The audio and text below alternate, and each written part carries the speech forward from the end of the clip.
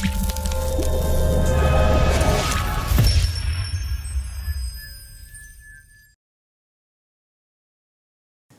दोस्तों, आप सभी का स्वागत है भारतीय काव्य शास्त्र की सबसे प्राचीन संप्रदाय रस संप्रदाय की कक्षा में। आशा है कि आप सभी स्वस्थ होंगे। आज की कक्षा में हम रस संप्रदाय में 3 महत्वपूर्ण बातों का अध्ययन करेंगे। सबसे पहले हम समझेंगे कि रस क्या होते हैं, उसके पश्चात हम रस के अंग पर चर्चा करेंगे और सबसे अंत में हम रस के प्रकारों को समझेंगे। तो चलिए हमारी कक्षा शुरू करते हैं। रस संप्रदाय के बारे में हमें सबसे पहले जिस विद्वान ने बताया उन विद्वान का नाम था आचार्य भरत मुनि। इसलिए इन्हें रस संप्रदाय का प्रवर्तक आचार्य माना जाता है। इन्होंने अपने ग्रंथ नाट्य शास्त्र के द्वारा हमें रस संप्रदाय के बारे में बताया। नाट्य शास्त्र में हमें नाट्य परंपरा तथा रस संप्रदाय के बारे में जानकारी मिलती है। आचार्य भरत मुनि जिन्होंने हमें सबसे पहले रस की काव्य शास्त्रीय परिभाषा भी दी थी। शुरुआत में हम एक सामान्य परिभाषा समझते थे, हम भरत मुनि की काव्य शास्त्रीय परिभाषा में समझेंगे। अगर हम बात करें रस की परिभाषा की, तो रस की परिभाषा होती है कि काव्य को पढ़ने, सुनने या उससे संबंधित किसी दृश्य को देखने में जो आनंद की अनुभूति होती है, उसी अनुभूति को रस कहा जाता है। विद्वानों का सम्मत है कि जिस प्रकार बारिश होने के बाद मिट्टी अपनी गंध उत्पन्न करती है और उस गंध की अनुभूति हमें होती है, उसी प्रकार कविता को पढ़ने, सुनने या देखने में जो आनंद की अनुभूति होती है, उसी अनुभूति को हम रस कहते हैं। रस को काव्य की आत्मा माना गया।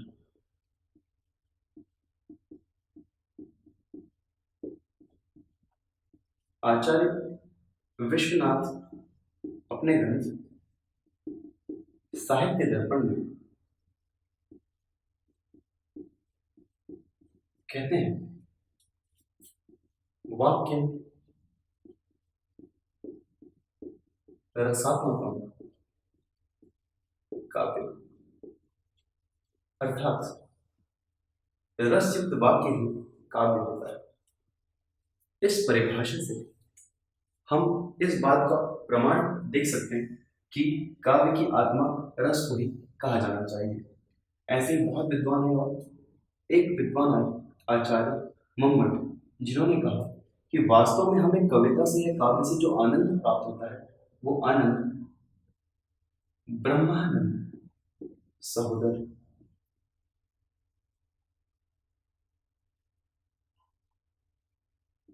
ब्रह्मानंद सहोदर का मतलब होता है ब्रह्मानंद, ब्रह्मधन आनंद, ब्रह्म अर्थात मोक्ष की प्राप्ति। आप जानते हैं कि मनुष्य जब जन्म लेता है तो एक चक्र होता है, जीवन चक्र।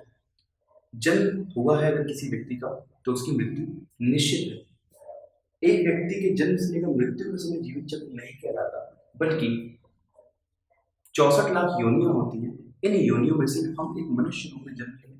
हो सकता है कि मृत्यु के पश्चात हमें किसी और योनि में प्रवेश करना पड़े, फिर उस योनि में हम पूरे जीवन चक्र को पूरा करेंगे और फिर हमारी मृत्यु होगी। उसके पश्चात फिर से नया जीवन चक्र शुरू हो जाएगा। तो ये पूरा एक चक्र चलता है जिसमें आपका जन्म होता है, आपकी मृत्यु हो जाती है। इन सभी बंधनों से मुक्त होने की अवस्था कहलाती है मोक्ष। अर्थात जन्म और मृत्यु के बंधन से मुक्त होकर ब्रह्म में लीन हो जाना कहलाता है मोक्ष। तो जो आनंद काव्य में आता है, वो आनंद ब्रह्मानंद अर्थात मोक्ष की प्राप्ति में जो आनंद है, उसका सहोदर है। सहोदर शब्द 2 शब्दों से मिलकर बना, सहधन उदर, जिसमें उदर का अर्थ होता है पेट, अर्थात एक ही उदर से जन्मे अर्थात भाई। तो हम बोल सकते हैं कि जो आनंद हमें काव्य में प्राप्त होता है, वह मोक्ष की प्राप्ति के भाई के समान है, अर्थात ब्रह्मानंद सहोदर। ऐसी कुछ परिभाषाएं काव्य शास्त्रियों ने दी जो इस बात की घोषणा करते हैं कि भारतीय काव्य शास्त्र में अगर काव्य की आत्मा किसी संप्रदाय को हम कहें, तो वो निश्चित ही हम रस संप्रदाय को कह सकते हैं। अगर हम भरत मुनि के नाट्य शास्त्र, जिसको पंचम वेद के नाम से भी जाना जाता है, उसकी परिभाषा को हम समझे तो भरत मुनि ने एक शब्द दिया, वो शब्द है तत्र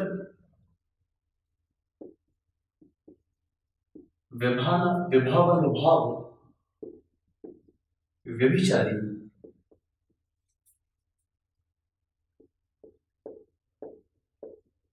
संयोगाद्रास।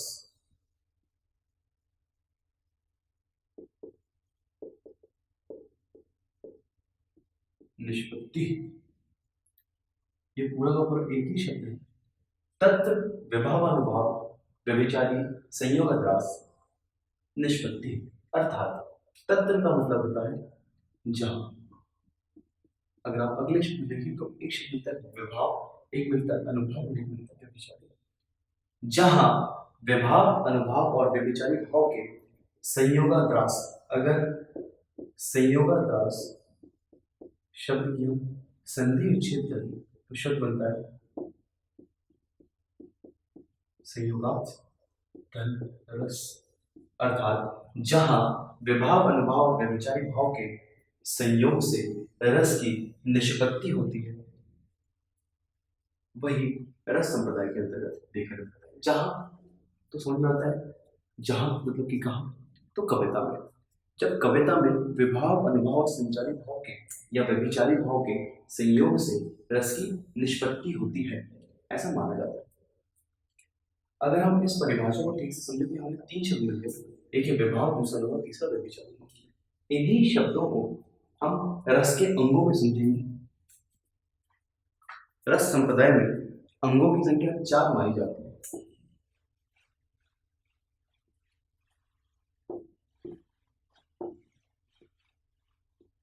रस के 4 अंग हैं, जिनमें से 3 अंग आपको यहीं पर परिभाषा में देखने मिल जाते हैं। इस परिभाषा को मैं और स्पष्ट रूप से लिख देता हूं।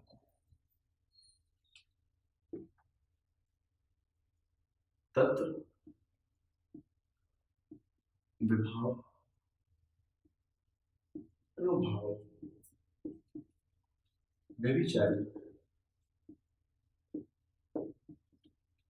संयोग रस।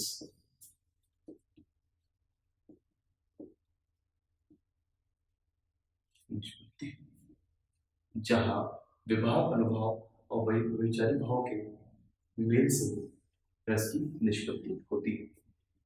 अगर अब हम बात करें रस के अंग पर, तो रस के 4 अंग माने जाते हैं। सबसे पहला अंग होता है स्थायी भाव, रस का दूसरा अंग है विभाव, तीसरा अंग है अनुभव और चौथा अंग है व्यभिचारी।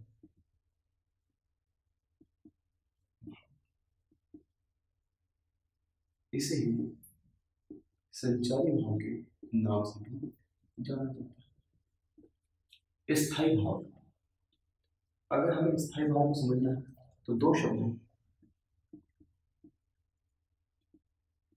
आजन और आमरण। आजन्म का अर्थ होता है जन्म से लेकर, आमरण का अर्थ होता है मृत्यु तक। अर्थात वे भाव जो हमारे जन्म से लेकर मृत्यु तक हमारे हृदय में बने रहते हैं, उन्हें कहा जाता है स्थायी भाव। अर्थात इनका अर्थ ये निकलेगा कि ऐसे भाव जो हमारे हृदय में सदैव ही रहते हैं, लेकिन उन्हें कुछ स्थितियां मिलती है विभाव, अनुभव, व्यभिचारी भाव की, तो इन्हीं से निष्पत्ति होती है रस की। कैसे? अगर हम बात करें तो आचार्य भरत मुनि ने स्थायी भावों की संख्या बताई 8, लेकिन इसके बाद काव्य शास्त्रियों ने एक स्थायी भाव को और जोड़ा, और वर्तमान में हम स्थायी भावों की संख्या देखें तो स्थायी भावों की संख्या होती है 9। होता क्या है समझते चलिए। कुछ रस होते हैं और इन्हीं रस के कुछ स्थायी भाव होते हैं। जैसे एक रस होता है श्रृंगार रस, जिसका स्थायी भाव है रति। रति का अर्थ होता है प्रेम। प्रेम का भाव हमारे हृदय में जन्म से लेकर मृत्यु तक सदैव ही बना रहता है, लेकिन कुछ स्थितियां होती हैं तभी ये भाव जागृत होता है, और जब ये भाव अपनी चरम सीमा पर पहुंच जाता है तो निष्पत्ति होती है श्रृंगार रस की। इसका मतलब ये है कि स्थायी भाव हमारे हृदय में हमेशा बने होते हैं, और फिर इन्हीं की चरम अवस्था से जो हमें प्राप्त होता है वही रस प्राप्त होता है। ऐसे ही श्रृंगार रस से जो स्थायी भाव श्रृंगार रस का मिलता है हमें, वो मिलता है रति। अगला रस होता है हास्य रस, जिसका स्थायी भाव होता है हास्य, जिसका होता है हंसी। अगला रस है करुण रस, जिसका स्थायी भाव होता है शोक। अगला रस आता है वीर रस, जिसका स्थायी भाव होता है उत्साह। अगला रस है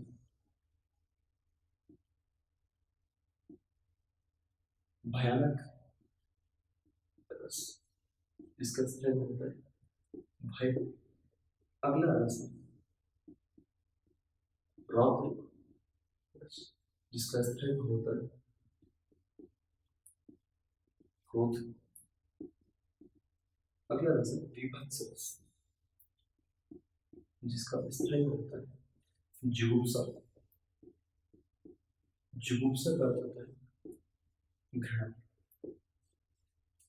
ऐसी कुछ वस्तुएं होती हैं, ऐसी परिस्थितियां होती हैं जिनको देखकर घृणा का भाव जागृत होता है। जैसे आप कहीं से जा रहे, अचानक आपको किसी मरे हुए पशु की लाश देखने को मिल जाए, तो आपके मन में जो भाव जागृत होगा वो भाव है घृणा का।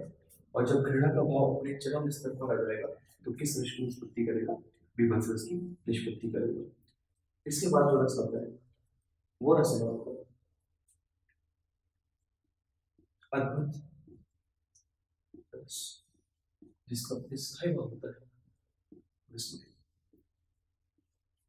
अगर हम आचार्य भरत मुनि के द्वारा बताए गए 8 रसों को समझें तो ये 8 रस हैं जिनका विवेचन आचार्य भरत मुनि ने अपने ग्रंथ नाट्य शास्त्र में किया। इसके बाद अन्य काव्य शास्त्रियों ने नवे रस के रूप में शांत रस को मान्यता दी, जिसका स्थायी भाव होता है निर्वेद। निर्वेद का अर्थ है वैराग्य। इस प्रकार से वर्तमान में रसों की संख्या 9 मानी जाती है काव्य शास्त्रियों के द्वारा, और स्थायी भावों की संख्या भी 9 मानी जाती है। लेकिन इसके बाद भी अगर हम बात करें तो और काव्य शास्त्रियों ने 2 रसों को और मान्यता दी, और उन 2 रसों में जो 10वें रस के रूप में हमें रस मिलता है वो है वात्सल्य रस, जिसका स्थायी भाव है वात्सल्य, या इसे कहा जाता है संतान विषयक रति। और 11वें रस के रूप में मान्यता दी गई भक्ति रस को, जिसका स्थायी भाव माना जाता है भगवत विषयक रति। अगर आप देखेंगे तो आपको संख्या में स्थायी भाव 11 दिख रहे हैं, लेकिन अगर आप ध्यान से देखें तो श्रृंगार रस में जो स्थायी भाव है वो है रति, और वात्सल्य रस में जो स्थायी भाव है उसमें भी शब्द आया रति, और भक्ति रस में जो स्थायी भाव है उसमें भी शब्द आया रति। अर्थात ये तीनों तो रति है। रति का अर्थ होता है प्रेम, लेकिन यहाँ पर ये 3 प्रकार से हमें देखने को मिलता है। श्रृंगार रस में जिस प्रेम का वर्णन है वो प्रेम वास्तव में नायक और नायिका के मध्य है। ऐसा प्रेम जो नायक और नायिका के मध्य होगा उससे जिस रस की निष्पत्ति होगी वो है श्रृंगार रस। ऐसा प्रेम जो माता अपने पुत्र के प्रति करती है उस रस से, उस प्रेम से निष्पत्ति होगी वात्सल्य रस की। ऐसा प्रेम जो एक आराधक या भक्त अपने आराध्य या अपने भगवान के प्रति करता है उस स्थायी भाव को हम कहते हैं भगवत विषय रति, और इससे निष्पत्ति होती है भक्ति रस की। तो रसों की संख्या की अगर हम बात करें तो वर्तमान में रसों की संख्या तो 11 है, लेकिन स्थायी भावों की संख्या अभी भी कितनी है? 9। अगर हम इस चीज को ठीक से समझें तो आचार्य भरत मुनि ने बताया 8 स्थायी भाव, इसका मतलब कि आचार्य भरत मुनि ने रसों की संख्या भी कितनी बताई होगी? तो 8। लेकिन अन्य काव्य शास्त्रियों ने एक रस को और जोड़ दिया और वो रस है शांत रस। इस प्रकार के रसों की संख्या हो गई 9। लेकिन वर्तमान में दो रसों को और जोड़ दिया गया, इसलिए वर्तमान में रसों की संख्या मानी जाती है 11। क्योंकि हमारी परीक्षा की जो प्रकृति है वो वैकल्पिक है, ऑब्जेक्टिव है, इसीलिए एक प्रश्न बार बार आता है और यहाँ पर विद्यार्थी बहुत ही ज्यादा दुविधा में पड़ जाते हैं कि उत्तर में क्या है। प्रश्न ये होता है कि रस की संख्या क्या है। अगर हम रस की संख्या 8 लगाए तो वो भी सही है, आचार्य भरत मुनि ने बताया। अगर हम रस की संख्या 9 बताएं तो वो भी सही, अन्य काव्यशास्त्रों सभी ने 9 संख्या बताई। और अगर हम 11 लगाएं तो वो भी सही है, क्योंकि हमने कितने देख ली, 11 देख ली। लेकिन अगर आप प्रतियोगी परीक्षाओं की तैयारी कर रहे हो, ऐसी प्रतियोगी परीक्षाओं की तैयारी कर रहे हैं जिनकी प्रकृति वैकल्पिक है, तो यहाँ पर हमें स्मार्टली उत्तर लगाना होता है। समझना कैसे? अगर आपकी परीक्षा में प्रश्न आया कि आचार्य भरत मुनि के अनुसार स्थायी भावों की या रस की संख्या कितनी, तो हमारा उत्तर होगा 8। अगर प्रश्न में ऐसा कुछ भी नहीं लिखा, प्रश्न एकदम सामान्यता है कि बताइए रसों की संख्या कितनी है या बताइए स्थायी भावों की संख्या कितनी, तो हमारा उत्तर हो जाएगा कितना, 9। पर अगर प्रश्न कुछ इस प्रकार से आ गया कि वर्तमान में रसों की संख्या कितनी है, तब हमारा उत्तर होगा 11। मेरे ख्याल से आप समझ पाए कि स्थायी भाव क्या होता है। स्थायी भाव वे भाव हैं जो हमारे हृदय में हमारे जन्म से लेकर हमारे मृत्यु तक सदैव बने होते हैं, और स्थायी भावों को जब विभाव, अनुभव और संचारी भाव मिल जाते हैं तो उन्हीं से निष्पत्ति होती है रस की। तो रस का पहला अंक आप लोग समझ गए होंगे। इसके बाद अगर हम बात करें तो रस का अगला अंक होता है विभाव।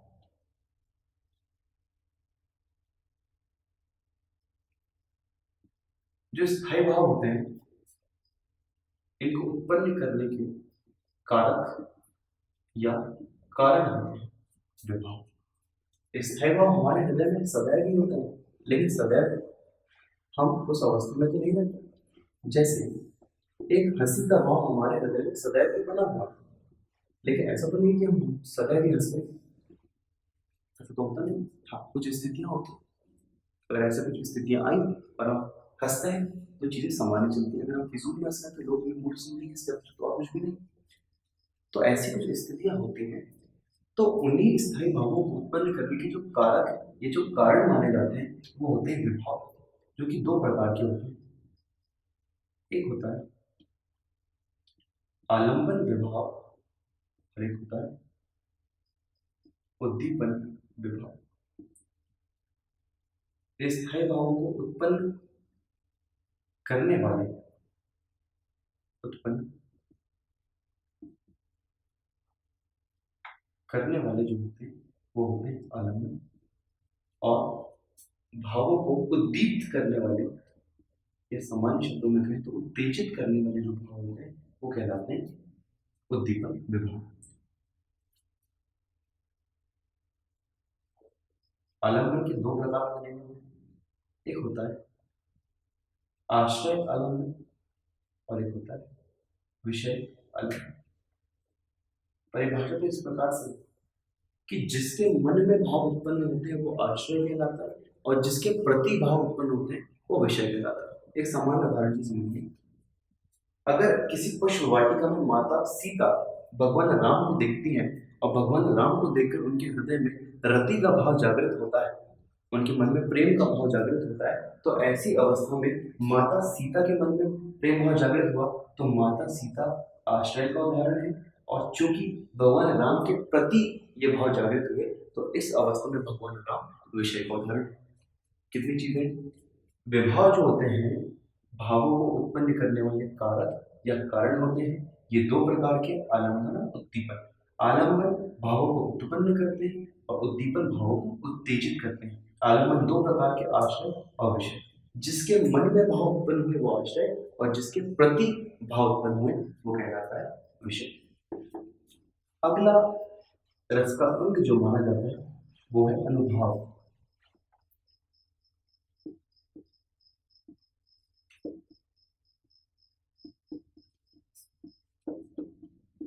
आश्रय की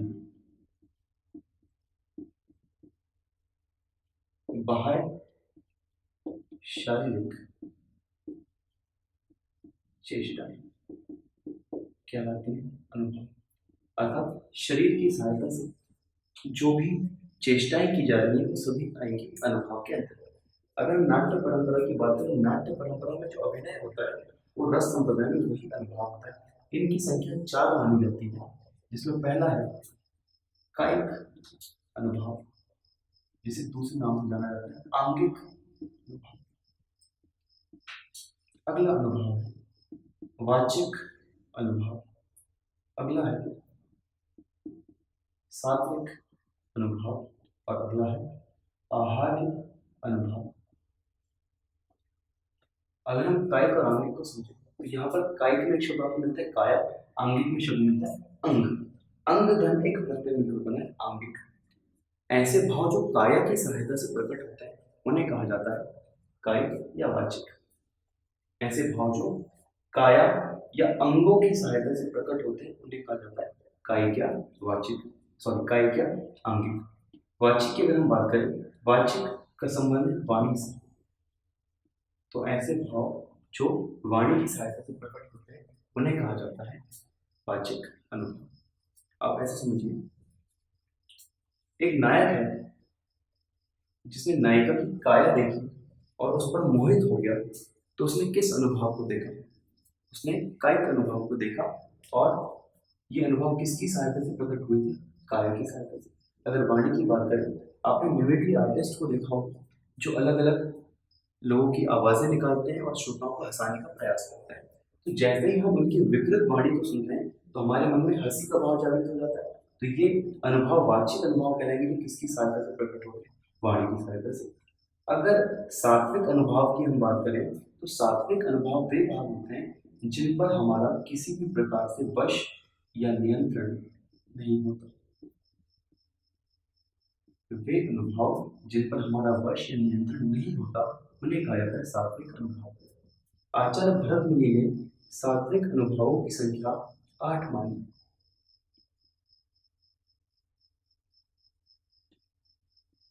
जो कि क्रमशः अश्रु, श्वेत,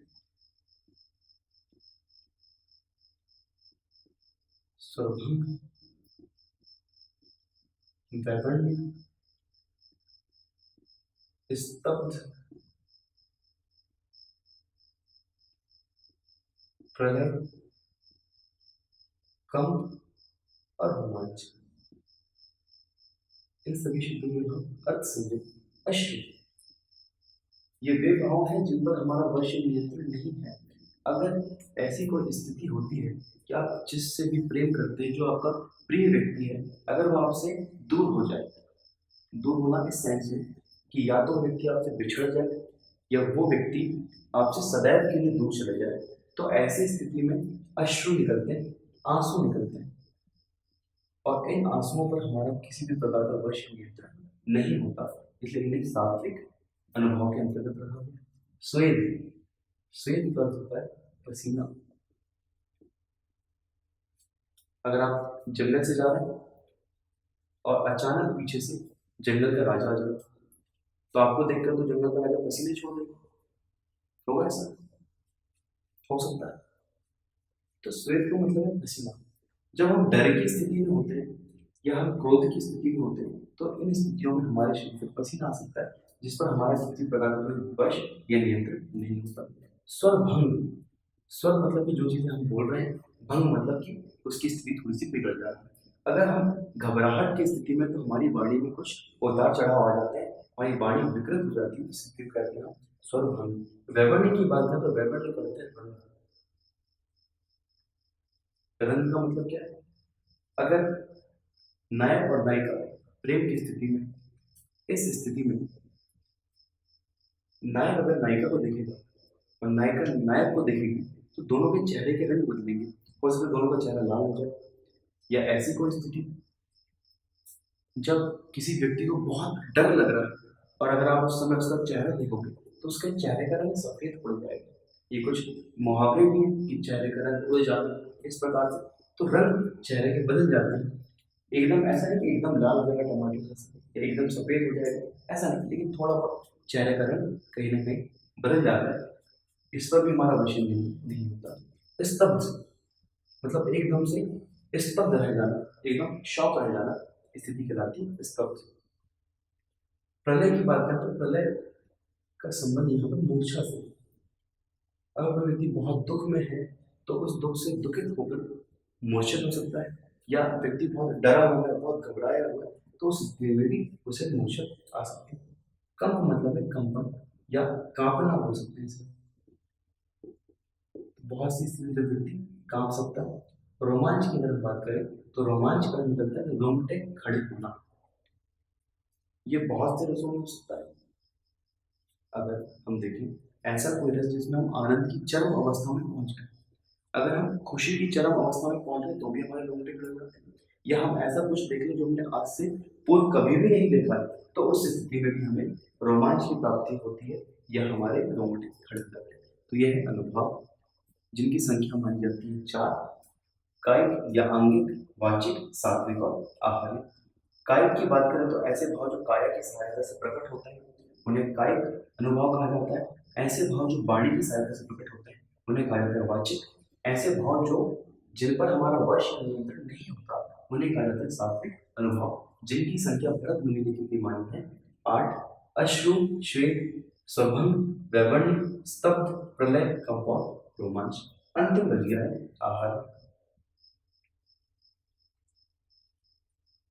आपने सामान्य जीवन में देखा होगा कि अगर कोई व्यक्ति अपनी महंगी कार से किसी कार के शोरूम में जाए और जैसे कार का गेट खोले वो निकले, बढ़िया सूट बूट टाई लगा कर निकले, हाथ में घड़ी हो, रोलेक्स की, चेहरे में चश्मा हो, तराविन का या किसी भी और ब्रांडेड कंपनी का, और जैसे वो शोरूम की तरफ आगे बढ़ेगा तो शोरूम के जो एम्प्लॉयज वो भागे उसके पास आएंगे और बोलेंगे सर बताइए आपकी क्या मदद कर सकते हैं।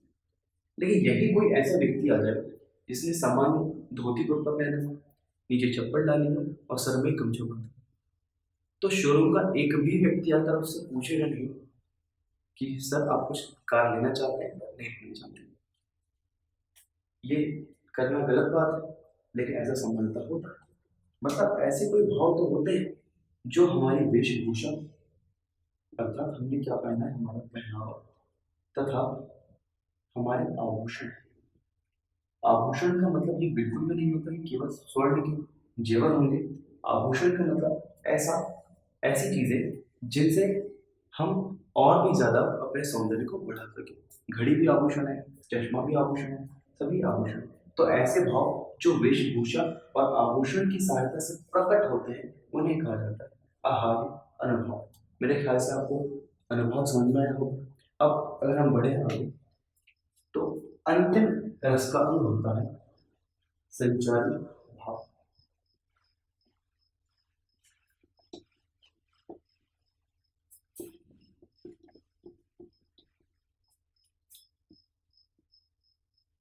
संचारी भाव, संचारी भाव में हमें शब्द समझना है संचरण। तो ऐसे भाव जो हमारे शरीर में संचरण करते रहते हैं, आते जाते रहते हैं, उन भावों का कहा जाता है संचारी भाव। रसों के अंग में अगर हम देखें तो पहले स्थायी भाव देखा हमने, विभाव अनुभव, सबसे अंतिम क्या है संचारी भाव। तो अब रस की पूर्ण रूप से निष्पत्ति करने का पूरा दारोमदार किसके सर पर है, संचारी भाव। तो संचारी भाव स्थायी भावों को सुदृढ़ और मजबूत करने का काम करता है। सारी चीजें देखिए हमने स्थायी भाव क्या है, जो हमारे जन्म से लेकर मृत्यु तक हमारे हृदय में बने रहते हैं। विवाह उनको उत्पन्न करने वाले कारण है। आश्रय की बाह्य शारीरिक चेष्टाएं कहलाती अनुभव, और इन स्थायी भावों को पूर्ण रूप से सुदृढ़ या मजबूत करने का काम किसका होता है, संचारी भावों का। इनकी संख्या 33 मानी जाती है। एक विद्वान हुए कविदेव जिन्होंने 34वां संचारी भाव छल दिया, और इसी कड़ी में अगले विद्वान हुए आचार्य रामचंद्र शुक्ल जिन्होंने 35वां संचारी भाव चक और आहट दिया, जिसका अर्थ होता है चौंकना। इस प्रकार से हमने संचारी भाव को भी देख लिया। तो आज की कक्षा में हमने मुख्य रूप से 3 चीजें समझी। पहला, रस क्या होते हैं, दूसरा, रस के अंग क्या होते हैं, और तीसरा, रस के प्रकार। संचारी भाव में हमने रस के 11 प्रकारों को ठीक से समझ लिया है। तो आशा करता हूँ कि आपको सारी चीजें समझ में आई होंगी, और जो भी आपके डाउट्स आते हैं आप उनको कमेंट बॉक्स में लिख सकते हैं। हम प्रयास करेंगे आपके डाउट्स को जल्द से जल्द सॉल्व किया जाए। तो अगले वीडियो में हम लोग इसके आगे रस के प्रकारों को अलग अलग, जैसे श्रृंगार रस है उसको अलग पढ़ेंगे, हास्य रस को अलग, ऐसे करके क्रमशः जो 11 रस है 11 के 11 रसों को हम अलग अलग पूर्ण रूप से समझेंगे। तब तक के लिए धन्यवाद। नहीं, आशा करता हूँ मेरे द्वारा दी गई जानकारी और मेरे द्वारा पढ़ाया गया विषय आपको समझ में आया होगा।